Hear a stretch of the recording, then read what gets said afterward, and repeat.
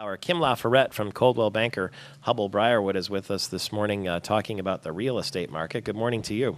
Good morning, Michael. How are you today? Good. I have results here, in fact, from a Coldwell Banker study. And guess which city in the United States has the most affordable housing? I would say, could it be Lansing? It's Detroit, Michigan.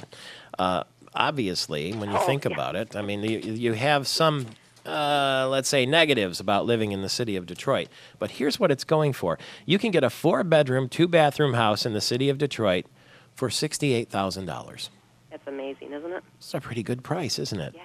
Well, compared to Jerry Garcia's home that just went up on the not auction block, on the for sale in California for $4 million. What was that, right? But that's still a steal compared to probably was about $30 million a few years back. You'd have to fumigate Jerry Garcia's house, though, wouldn't you? There's a big cost involved in that.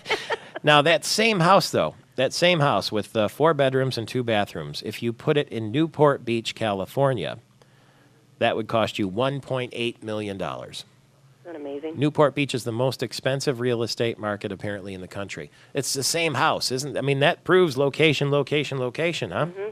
And real estate is local. I mean, we've been saying this for years. I was just reading this morning that more than half the Reno area mortgages are underwater, but in Maine, home foreclosures are decreasing. So it depends area to area. I will say this, though. I mean, when you think about it, in that top 10, just on the list in general, in the top 10 in Michigan, we have 2 other cities in the affordable category. Grayling and Port Huron are also very inexpensive places to buy a house at the moment.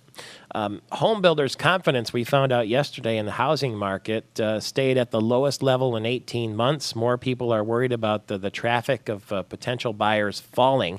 Do you find that your potential buyers are shrinking or not enough? Well, we do notice that we're not getting as many phone calls as we have before.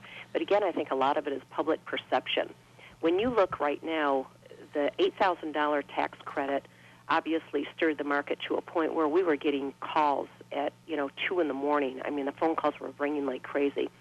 And when that stopped, the perception that no, there's no more money available. Well, do you realize that right now with interest rates as low as they are, below 4% for a 15-year fixed-rate mortgage right now, this is a better financial deal for people right now with these lower interest rates than the $8,000 tax credit was when the interest rates were even just at 6%.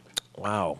But that's the strange part. Despite the lowest level of mortgage rates in decades, still we have sales of new and previously occupied homes falling to the lowest level in more than a decade. So you would think at a time when the interest rates are so low, there would be a housing boom, but it doesn't seem to be working out that way.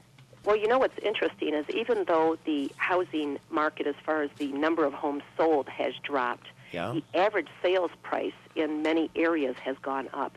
In Lansing alone, from August of 9 to August of this year, the average sales price in Lansing has gone up 15%.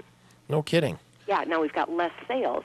But who's buying right now are the smart people, actually, because they're not looking to government bailouts, stimulus, that sort of thing. You have to pay to live somewhere. And people who make money in real estate markets, just like in stock markets, is you buy low and you sell high.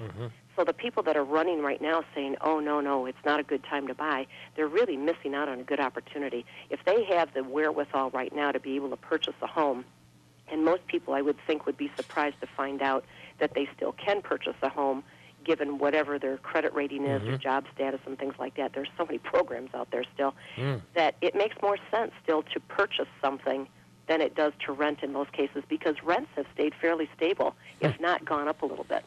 Low interest rates, low costs for houses might make a nice equation for you, and maybe we'll get this thing turned around. Thank you very much, Kim Laforet, Coldwell Banker, Hubble Briarwood.